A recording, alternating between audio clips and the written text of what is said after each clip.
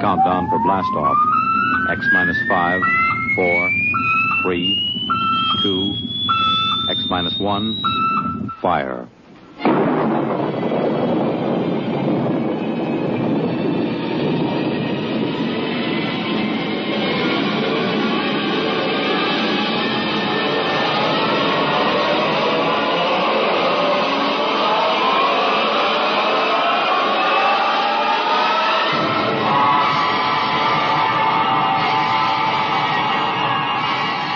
From the far horizons of the unknown come transcribed tales of new dimensions in time and space.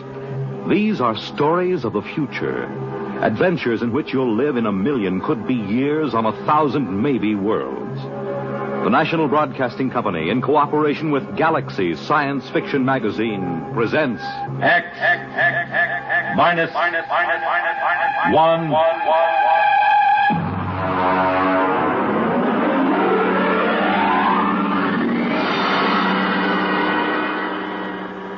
Tonight's story, The Cave of Night, by James E. Gunn. Oh, you want a little, Charlie? Okay.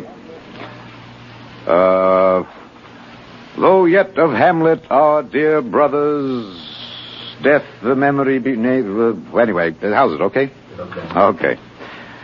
Check recording, will you? I may go over a half hour. Make sure they've got another reel of tape ready, okay? All right, Look, Bill, I've just put the segments of tape together for the next week's show. I'm going to record my narrations, and we'll listen to it together tomorrow. I know this is unusual, but you're the producer, and I don't want you out on a limb that may be sawed off behind us. This week's show is liable to either win us every award from the Peabody to the Pulitzer Prize, or maybe put the network out of business. Okay, we start with a standard opening. Behind the world, etc., 40 seconds. This is Harry Anders, your editor. At 8 o'clock, after the sun is set and the sky is darkening, look up. There's a man up there where no man has ever been. He is lost in the cave of night. And the fuel tank's empty. Receiver broken. Transmitting and clear. Anyone picking this up, anyone. This is Rev McMillan calling. Notify Goddard Rock, New Mexico. There's no way to get back. There's a man up there where no man has ever been. He is lost in the cave of night. We all know that phrase now, the cave of night. It was written by a poet disguised in the cynical hide of a newspaper rewrite man. But it stuck.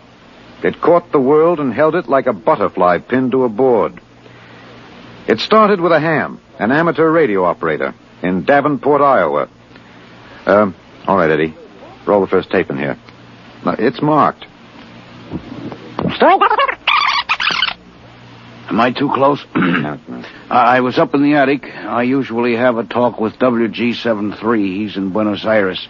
We play chess. Well, there was some kind of interference. And then all of a sudden I heard this voice. I record most of my listening anyway, so I had the tape machine running. After I heard it, I called civil defense. That's what we're supposed to.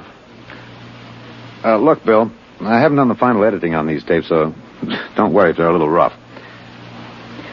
Down out of the night, flung from the darkness, came these words, the first of so many that electrified the world.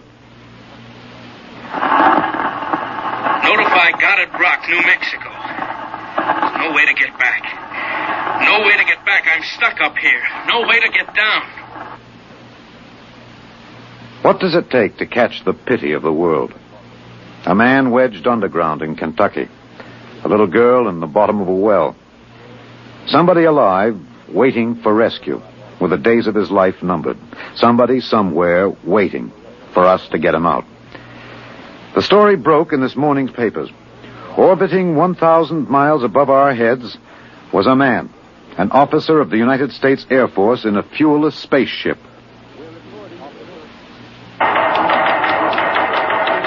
We're recording at the desk of Mike Bayless, senior night editor of the Continental Press National Wire.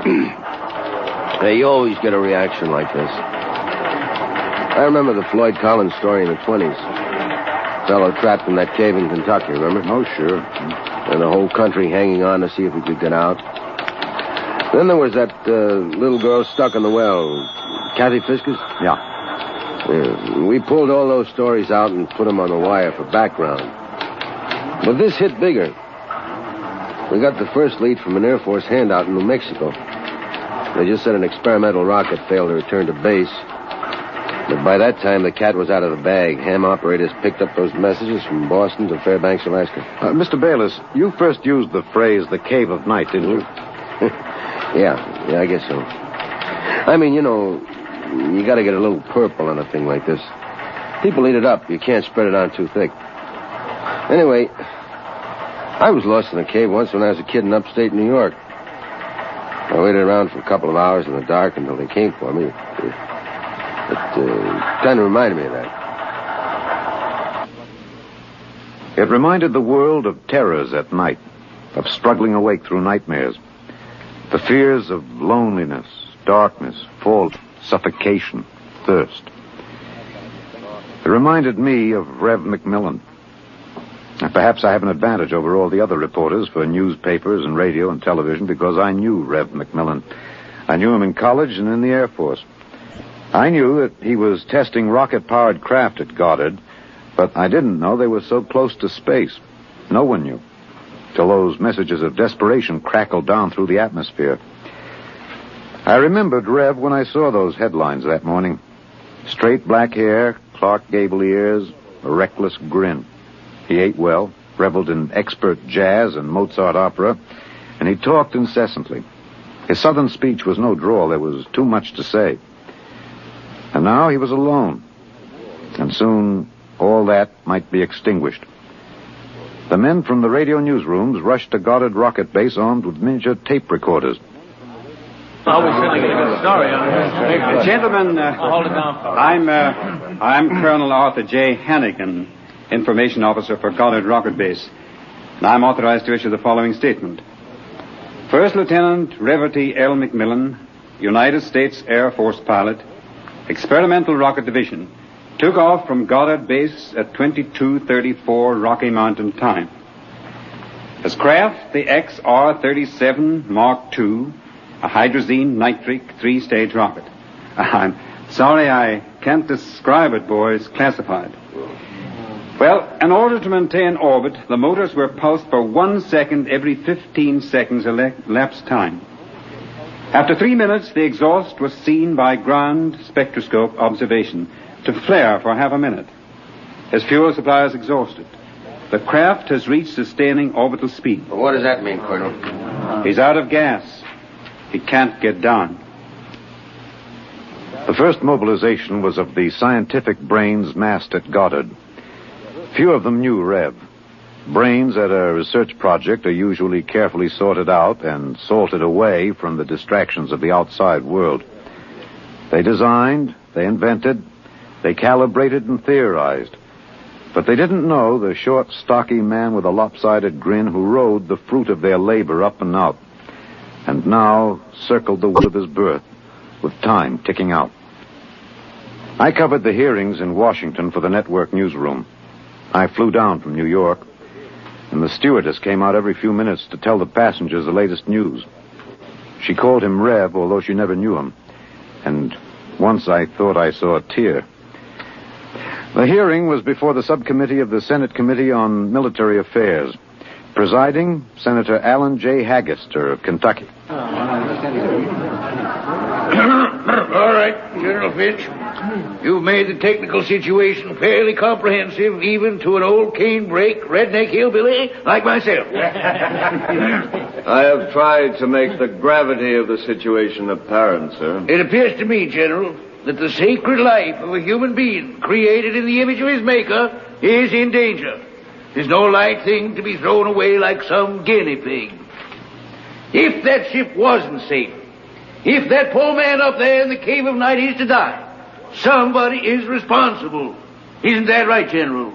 Sir, a manned rocket was sent up because of one simple fact. It takes a computer of tremendous versatility and capacity to operate a Harrison-Munch reactor engine. A computer of infinite complexity. And I ask you, General, I put the question to you, why was such a computer not designed? It has been designed, sir. It was designed 500,000 years ago. There is only one mechanism competent to handle those controls, sir. That is the human brain. All right. I turn now to my second question, General, and I ask it not only for myself and my colleagues on this committee, but for 170 million Americans listening on the radio, watching on television. With that man up there living out his last days, why was it not possible to send a ship up after him? Why was there no second ship built? For one reason, Senator, money. The appropriation for rocket research fell short by 12% of the amount needed even to build one vessel.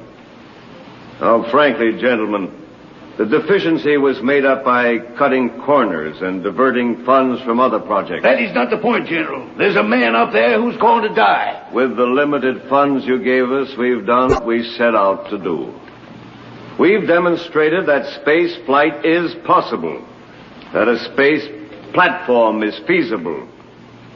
If there is any inefficiency, if there is any blame for what has happened, it lies at the door of those who lack the confidence and the courage and ability of their countrymen to fight free of Earth to their greatest glory.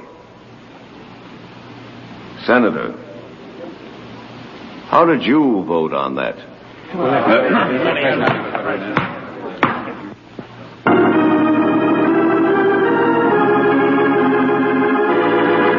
This is Harry Anders in the gallery of the Washington National Cathedral.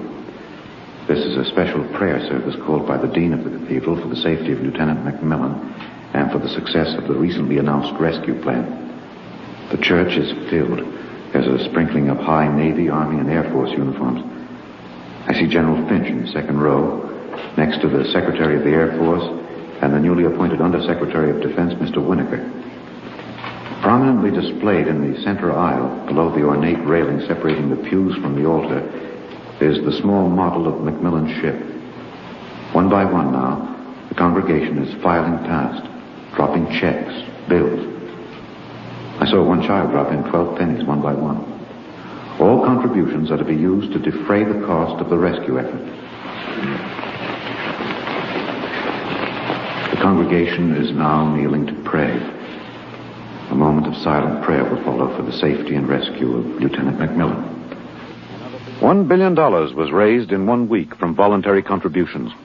Another $1.5 billion was appropriated unanimously by Congress. The race began. Would the rescue party reach the ship in time? Of course, we didn't know then. And daily we listened to the voice of the man we hoped to buy back from death. Now, look, Bill. On these McMillan broadcast tapes, don't let some ignorant engineering vice president holler because it's not broadcast quality. Believe me, I knew McMillan. There's more of that wild Texan in these tapes than in any hi-fi super-frequency response studio recordings. Just listen, you'll see what I mean. I've been staring out the portholes. I never tire of it. Through the window at the right, I see a black velvet curtain with a strong light behind it. There are pinpoint holes in the curtain, and the light shines through, not winking the way stars do, but steady. There's no air up here, that's the reason. My oxygen is holding out better than I expected. By my figures, it should last 27 days more. I shouldn't use so much of it talking all the time, but it's hard to stop. Talking, I feel as if I was still in touch with the Earth, still one of you. Even though I am way up here. Too bad the receiver is broken, but if it had to be one or the other, I'm glad it was the transmitter that came through all right. There's only one of me. There are billions of you to talk to. You can't see me now. You'll have to wait hours for the dawn. I'll have mine in a few minutes. That's the way he talked. And as we listened to the lonely voice from the night, the engineers, the scientists, the construction men worked round the clock. General Finch presented the problem in the pool interview. I asked the questions for the combined networks that afternoon. Most of you heard the complete broadcast live as he briefed the world with the clipped, laconic delivery of a soldier. There are two basic problems. We've recovered the first and second stages of the rocket. We've only to construct the third stage. The second problem is more difficult. The pilot. Lieutenant McMillan was the only man physically and psychologically qualified. We discovered that in our first program. His training and orientation took 18 months. We have now to duplicate this in 27 days. You think it's possible, General? I don't know. That's all, Mr. Anders. Stevenson, get me some coffee, will you? Black and some kind of sandwich, no butter, no mayonnaise. And then the voice from the cave asked a question and expected no answer. Do you hear me down there? Sometimes I wonder. I wish there was some way I could be sure you were hearing me. Just that one thing might keep me from going crazy. I was there the night we answered that question. I was there in a helicopter over Kansas City. This is Harry Anders speaking to you from a helicopter over Kansas City. There are 15 seconds till midnight. The plan was developed by General Finch. At precisely midnight, every light in the city will be out and then flashed on in 2-second intervals. This will be the exact moment that McMillan's ship is calculated to pass overhead. It's almost time now. 5, 4, 3, 2, 1. There they go. Off. On. Off. On. Off. On. I see it. I see it. Kansas City winking at me. Oh, yes, I can see it. Thanks. Thanks. You're listening. I know that now. I'm not alone. I'll never forget. I'm waiting for you. We're recording in the press gallery of the Goddard Rocket Base main construction hangar. The vast third stage component stands before us, men swarming up and down the gantry cranes. The Mark III is being built to carry 5 men instead of 1. The pilot selection has been kept a top secret to avoid unnecessary strain on the men selected. The latest report gives a possible margin of 6 hours between the launching of the rescue ship and the estimated exhaustion supply of oxygen to Lieutenant McMillan. The shift is changing now.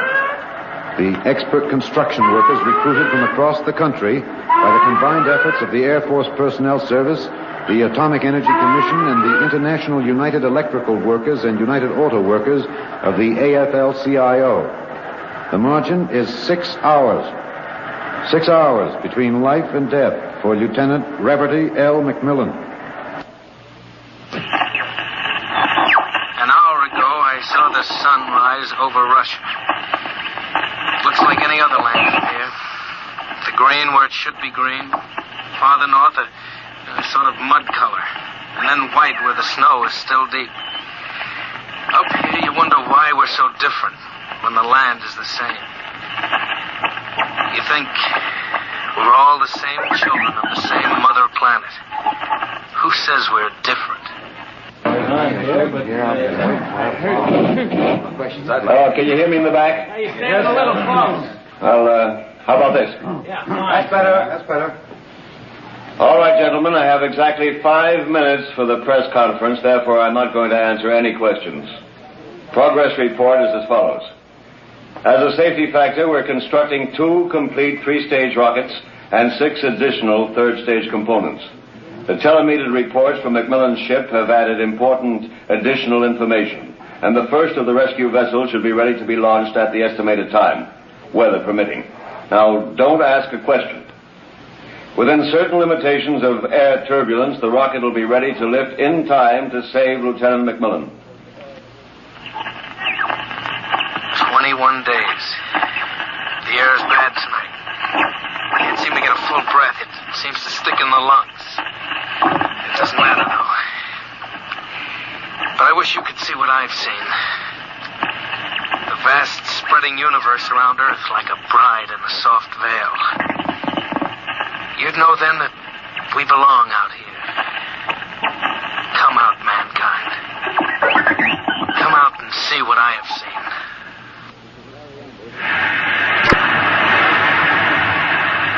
This is Harry Anders at Goddard Rocket Base. The Harrison Munch reactor engine for the first third-stage rescue is being tested here at Goddard. You can hear the roaring of the gases in the test chamber behind me.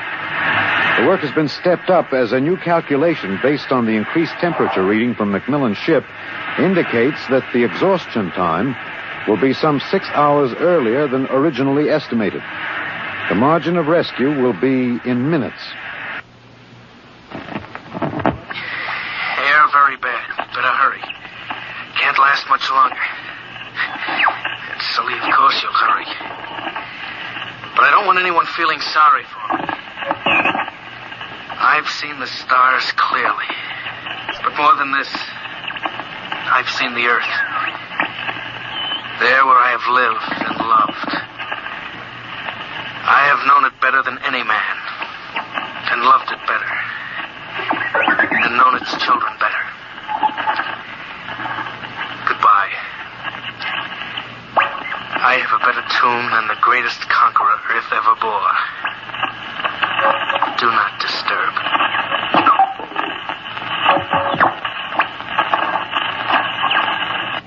Countdown for blast off. 5, 4, 3, 2, 1.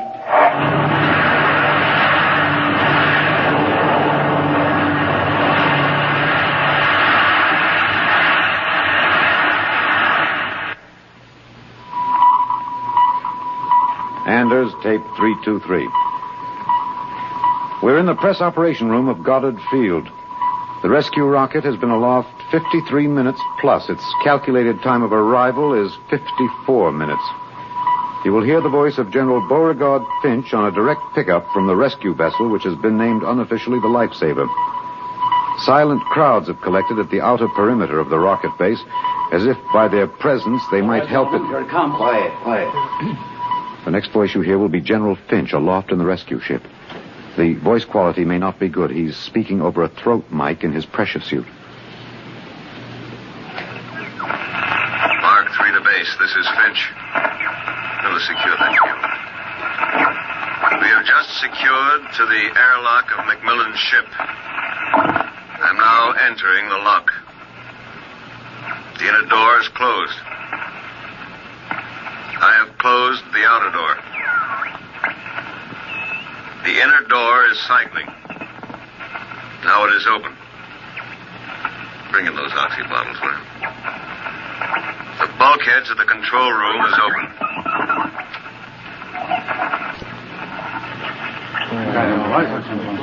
Is he all right? Come on, will you? What's happening? Lieutenant McMillan is dead. He died heroically, waiting till all hope was gone. Until every oxygen gauge stood at 0.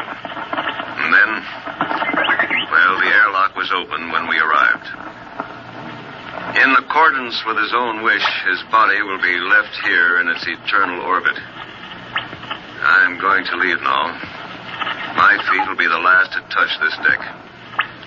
Lieutenant McMillan is in his control chair, staring out towards the stars. I'll leave the airlock doors open behind me. Let the airless, frigid arms of space protect and preserve for all eternity. This man they would not let go. Well, that's the show, Bill. Bill, you remember at the conference we hadn't made up our mind whether to pick anything up from the celebration last night after the news of the Mars landing? I said it was the right end for Rev McMillan's story. You said it was old stuff. Every kid knew the sequence. The ships built to rescue Rev, used to set up the satellite base, from the base to the moon and now to Mars. Well, I went out with a mini-tape last night, and I've got the end of the story. Here it is.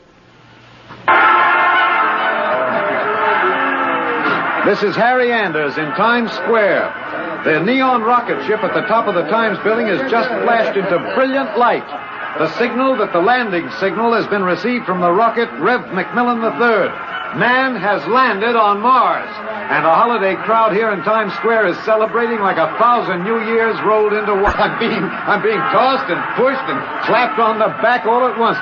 Let's see what the man on the street thinks about man on Mars. You, sir. I'm broadcasting. No. How do you feel about it, sir? How do you feel tonight about man's conquest of space, of the planet? Leave me alone. I'm in a hurry. Just a few words to the... Look, you get your hands off me. Let go of me. I'm not interested. Wait a minute, sir. Wait.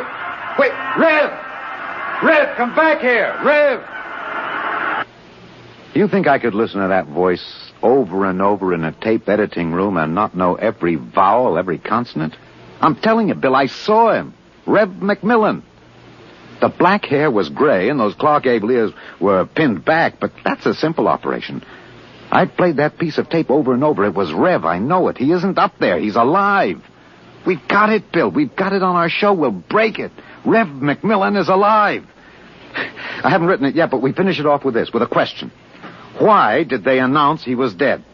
I'm in the tape editing room now. I've got the reel ready to record the answer. Excuse me, Mr. Anders. I'm... Hey, just a minute. I'm recording. You better see the page outside Mr. of the... Anders, I'd like to talk to you for a moment, if I may. I have a letter of authorization. Just a minute. I'll be through in a minute. Look, Bill, I've got the answer now. Last night, they landed on Mars. But that first ship, the one that circles up there now, they're really on it. There never was, except a 30 days recording and a transmitter. That's all. He was never up there. They didn't have the money for a manned rocket. They wanted a crash program all out, so they sent a decoy up. And we all broke our hearts to rescue the man who wasn't there. Oh, he must be laughing, General Finch and the rest of them, the ones that knew. I guess they had a problem. What to do with Rev? I wonder if he slipped away from whatever guards they have around him to see the celebration. He looked a little sad.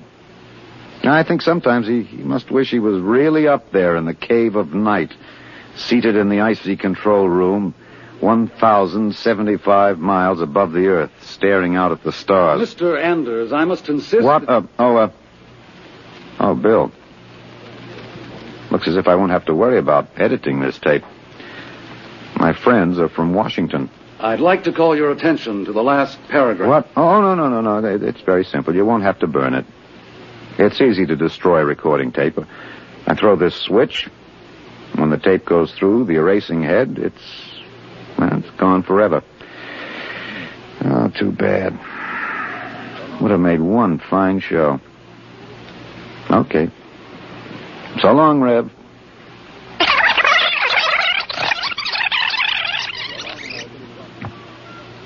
You have just heard X-1, presented by the National Broadcasting Company in cooperation with Galaxy Science Fiction Magazine, which this month features an exciting serial, Slave Ship, by Frederick Pohl.